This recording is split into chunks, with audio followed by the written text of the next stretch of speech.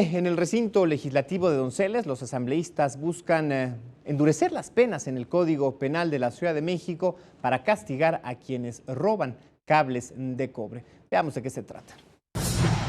El robo de cable de cobre de una oficina de la Ciudad de México podría ser castigado de una manera más severa.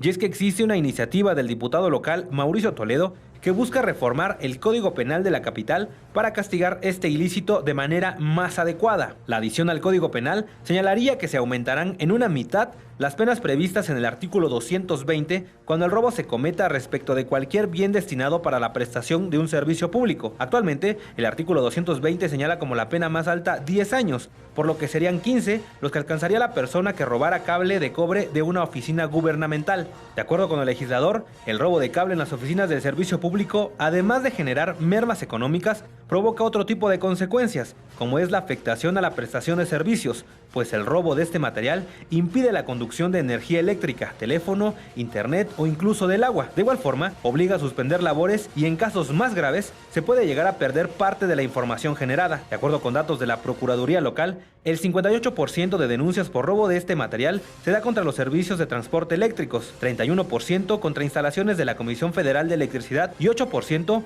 contra el alumbrado público. La iniciativa fue turnada a las comisiones respectivas para ser analizada y en su caso aprobada.